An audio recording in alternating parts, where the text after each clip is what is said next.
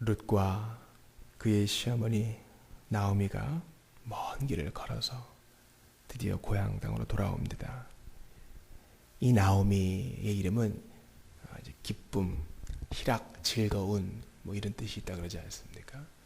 그래서 이제 해외에 있는 이제 뭐 연예인이나 또 모델들이 이름을 바꿀 때 나오미라는 이름을 종종 쓰는 것을 볼 수 있습니다. 근데 그렇게 좋은 이름이 그녀의 얼굴에서는 완전히 바뀌어 버린 것을 알 수 있습니다. 사람들이 떠듭니다. 10년 전쯤 이민 갔던 나오미가 가족들 다 어디 두고 이상한 여자와 함께 왔다. 상처받을까봐 얘기를 잘 못해요. 그냥 수군거리기만 합니다. 그러자 20절에 보니까 나오미가 솔직하게 그들이 하지 못하는 얘기 합니다. 나 이제 더 이상 나오미 아니다. 나를 마라라고 부르라. 마라의 쓴물 사건 기억나지 않습니까?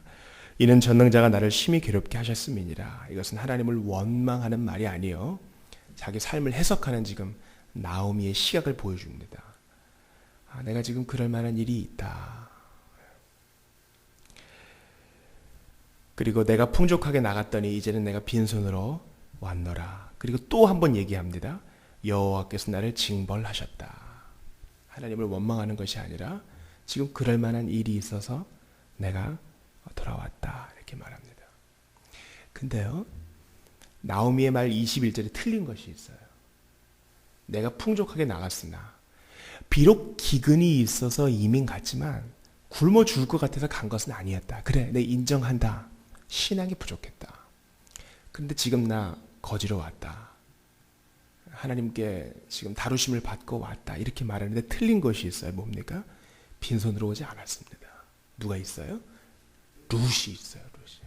지금은 그걸 못 봐요. 근데 결코 지금 나오미는 빈손으로 안 왔어요. 어떻게 된 것인지는 잘 설명할 수 없지만 모압 여인 며느리 룻의 마음이 지금 바뀌었어요. 대단한 것을 지금 얻은 거예요. 또 빈손이 아닙니다. 뭡니까? 가난한 마음이 있어요. 하나님께서 예루살렘에 다시 양식을 주셨다 함을 듣고 마치 탕자처럼 내 아버지 집에는 먹을 게 많은데 그 마음으로 가난한 마음으로 왔어요. 근데 빈손은 아니에요. 사실 다 얻었다고 해도 과언이 아닙니다.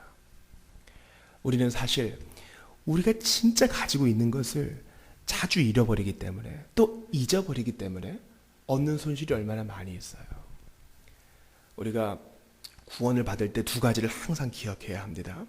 구원을 이야기할 때는 첫 번째, 그리스도께서 소극적인 순종을 하심으로 그분이 대신 고난을 받으심으로 우리의 죄가 모두 용서받았다는 이 죄 사함의 측면이 있고, 또한 구원에는 적극적인 측면이 있으니 무엇입니까?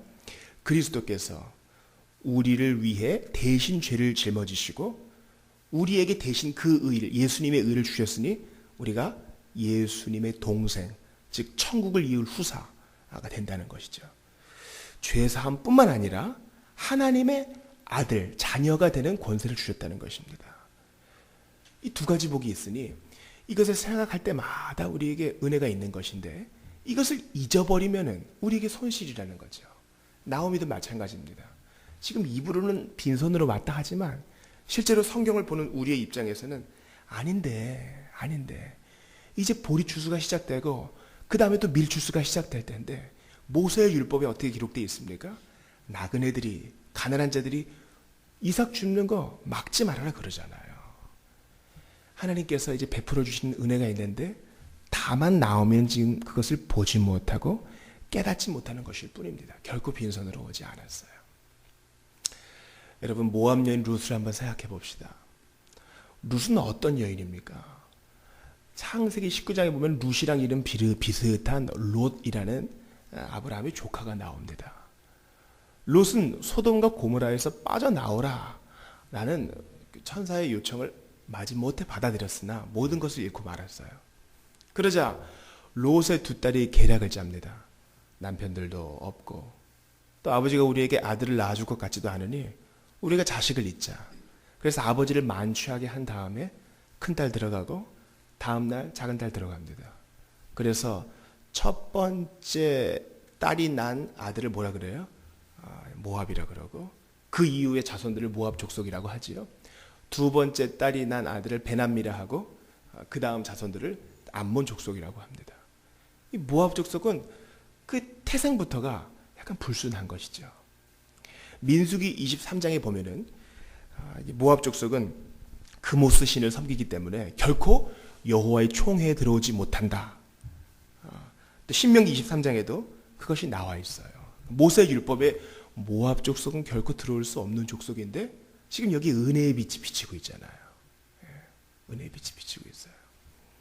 따라서 나오미가 빈손으로 오고 사람들이 수근수근 거린다 그래도 괜찮아요. 괜찮아요.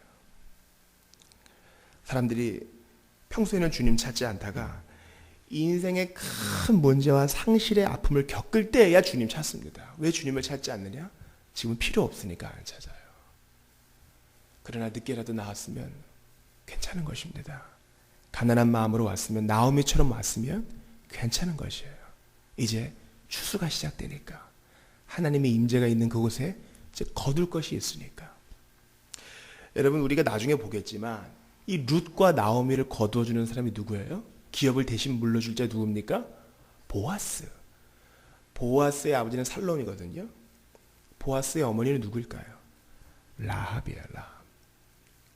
라합은 여호수아에 보면은 그냥 여간업을 하는 한 여자에 불과한 것 같지만 신약에 보면 히브리 기자와 야고보는 뭐라고 얘기해요? 창기다 얘기해요. 그 보아스는 제가 감히 상상할 때 왜 나이 늦도록 결혼하지 못했을까? 아마 옛날에 기생집 아들이었다. 뭐 이런 꼬리표가 있지 않았을까? 그런 생각이 듭니다. 그럼에도 불구하고 괜찮아요. 하나님께서 보아스에게 은혜를 주셔서 룻을 만나게 하셔서 다윗의 계보를 잇게 하시고 마태복음 1장에는 우리 구세주의 족보에 들어가잖아요. 그러니까 과거에 무슨 일이 있었든지 괜찮아요. 하나님의 다루심을 받고 이제 예루살렘에 돌아왔으니까 이제 된 거예요. 지금은 상실의 아픔이 있죠. 그러나 괜찮아요. 근데 주님이 채우실 일만 남았어요. 오늘 본문의 22절을 보세요. 나오미가 모압 지방에서 그의 며느리 모압 여인 룻과 함께 돌아왔는데, 이 저자가 지금 모압을 계속 강조해요. 왜 그렇습니까? 상상치도 못했던 이방인 룻을 통해서 지금 이 가정이 회복된다니까요. 7 아들 이상의 복을 내려주신다는 거죠. 돌아왔는데 그들이 보리추수 시작할 때에 베들레헴에 이르렀더라. 얼마나 타이밍이 기가 막혀요. 보리추수 시작할 때에. 룻기 1장 1절은 뭐예요? 그 땅에 흉년이 드니라. 그러나 반전은 뭡니까? 보리추수 시작할 때에 그들이 돌아왔으니까 이제 얻고 풍성해지고 회복될 일만 남았어요. 여러분, 추수는 뭡니까? 내가 애써 뿌린 것을 거두는 시간이에요. 그런데 지금 룻과 나오미는 뭐만 기대할 수 있어요? 자기 땅도 다 없으니까 그저 남들이 거두고 난 이상만 얻을 수 있을 뿐이에요. 정확하게 말하면 내가 심지 않은 것을 거둘 수 있는 길이 이제 열렸어요. 예루살렘에 돌아왔으니까. 은혜란 것은 이런 것입니다. 내가 심고 내가 노력하고 내가 공로를 쌓고 선행을 하고 자선을 베풀어서 얻는 것이 아니요. 은혜란 것은 내가 하지 아니한 외부의 의를, 외부의 공로를 그냥 받는 거예요. 우리는 살인한 거지와 같지요. 한 나라의 왕이 그 거지의 살인죄를 용서해 준 것만 해도 감사할 거예요. 그러나 그 왕은 너 살인죄 용서해 줄 뿐만 아니라 내가 너를 그 다음 후계자로 세우겠다. 왕궁에 들어오는 그 호의, 그 은혜. 내가 한 것이 아무것도 없는데 마치 룻과 나오미가 이제 이사 걷어 살 수 있는 것처럼 은혜는 그런 거예요. 여기에 비할 수 없는 더 큰 은혜, 우리 구세주로부터 우리가 받는 것이죠. 따라서 나오미의 고통은 괜찮아요. 이제 주님이 낫게 하실 일만 남았어요. 세상에 어떤 상실을 겪어도 주님께 나오면 괜찮아요. 주님이 말씀하셨잖아요. 수고하고 무거운 짐진 자들아. 다 나오미와 같아요. 견딜만 할 때까지 참을 뿐이지 다 수고하고 무거운 짐진 자예요. 다 내게로 오라. 내가 너희를 쉬게 하리라. 청년들이 뭐 자정 가까운 때 막 연락을 해요. 이제 들어갑니다. 뭐 야근을 했습니다. 2시간밖에 못 잤습니다. 괜찮아요.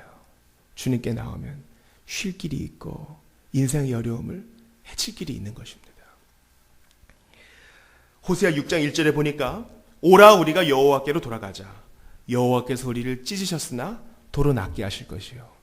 인생의 문제를 한 잔 알코올로 해결하는 것이 아니라 주님께 나오면 해결할 길이 생기는 것입니다. 누구처럼? 룻과 나오미처럼. 우리는 사사기 다음에 룻기가 진행되는 것을 봐요. 사사기에 보면은 얼마나 끔찍한 일들이 많이 있습니까? 자기 자리 지키지 못한 레위인들, 자기 자리 지키지 못한 단지파. 그런데 비교되는 룻기 보세요. 소설 같은 이야기 같지만은 자기 자리를 지킨 룻, 시어머니를 붙든 룻. 아, 우리 시어머니가 섬기는 하나님이 좋은 분이구나. 결국 그 자리를 떠나지 않았던 룻. 고난 가운데서도 한 길을 끝까지 따랐던 룻을 보게 되는 것입니다. 고통 가운데 주님을 붙들자 그녀는 드디어 수확할 때에 예루살렘에 당도합니다. 이제 은혜 받을 일만 남았어요. 보아스를 만날 일만 남았어요. 다시 기업을 되찾고 구세주의 계보를 잇는 복을 받을 일만 남은 것이에요. 우리나라에 들어온 선교사 중에 윌리엄 제임스 홀이라고 있습니다. 우리나라 오기 전에 한 여자와 로제타라는 여자와 약혼을 했어요.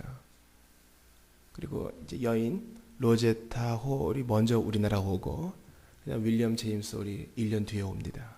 그래서 우리나라 최초로 서양인들이 서양식으로 결혼식을 해요. 윌리엄 제임스 홀은 의료 선교사, 감리교 선교사입니다. 평양에 가서 아무도 평양에 오지 못했었는데 그때 이제 제임스 홀이 의료 선교를 시작합니다. 평양 감사도 좋아하죠. 물론 중간에 이제 한번 난리가 있었지만은 고종이 막아주어서 의료 행위를 잘합니다. 저 제임스 홀이라는 사람 하는 거 봐라. 나쁜 일을 하나도 안 하지 않느냐. 근데 평양 시내 한복판에서 청일 전쟁이 일어나요. 청나라와 일본이 싸우는데 하필 평양에서 싸웠어요. 근데 피난 가지 않았습니다. 왜냐하면 부상병들이 많고 피난 가지 못한 사람들이 다치는 사람들이 많으니까 윌리엄 제임스 홀이 최선을 다해 진료하다가 본인도 감염되고 피로에 누적이 돼가지고 죽어요. 34살의 창창한 나이에. 로제타 홀의 배에는 7개월 된 딸이 하나 있었고 이제 아장아장 걸음마 시작하는 셔우드 홀 아들이 하나 있었어요. 청천벽력 같은 소식이지요. 이 부인이 다시 외국에 나가서 아이를 낳고 결코 조선을 포기하지 않아요. 그래서 조선에 보니까 눈먼 애들이 많거든요. 점자를 배우고 아이가 조금 클 때까지 기다렸다가 다시 남편이 죽었던 평양으로 옵니다. 그래서 남편을 기리는 병원을 세우고 점자를 배운 것을 바탕으로 우리나라 안 못 보는 애들이 공부할 수 있도록 점자 책을 만들어줘요. 우리나라 최초의 여의사가 있어요. 바게스터라는 여자가 있어요. 그 여자를 미국에 보내서 공부시켰다가 다시 학위받고 돌아오게 해서 우리나라에서 섬길 수 있도록 도와줘요. 한 화상 환자가 왔어요. 당장 피부를 이식해야 되는데 피부가 없어요. 자기 살을 벗겨서 이식 수술을 해줘요. 그런데 남편도 이랬던 이 여인에게 또 아픔이 와요. 미국 가서 낳았던 자기 딸이 죽은 거예요. 포기하지 않아요. 그 딸이 결핵으로 죽었거든요. 그것을 본 그 로제타 홀의 아들이 이래서는 안 되겠구나. 그래서 결핵 퇴치를 위해서 크리스마스 씨를 만들어요. 우리나라에서 추방될 때까지 일제에게 추방될 때까지 몇십 년을 그렇게 섬깁니다. 만약에 하나님이 은혜 주지 않았으면 내 남편 거두어간 조선, 하나님이 은혜 주지 않았으면 내 딸 거두어간 조선 다시 오고 싶지 않았을 거예요. 큰 상실의 아픔이기 때문에 세상에서 가장 불쌍한 여인이죠. 그러나 룻에게 주셨던 그 마음, 하나님의 은혜를 붙주었고 하나님의 편에 서니까 지금 셔우드홀 가면은요 양화진에 가족묘가 이렇게 있어요. 영광스럽습니다. 우리 하나를 꼭 기억했으면 좋겠습니다. 사람의 눈에는 상실이고 빼앗김이고 마라일지 모르나 이제 하나님이 은혜 주시려고 준비하시는 겁니다. 나오미는 하나님께서 나를 치셨으니 나는 잠잠할 뿐이다. 더 이상 나를 나옴이라 부르지 말라 했지만 하나님은 이제 은혜 주실 준비를 하고 계셔요. 내가 포기하는 그 순간 주님이 일하시는 때입니다.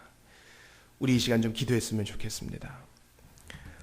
우리가 모든 것을 포기하고 더 이상 소망이 없다 할 때에 드디어 십자가 은혜 받을 준비가 된 것입니다. 하나님, 이런 은혜 받는 자들이 우리 교회에 많을 수 있도록 도와주시옵소서.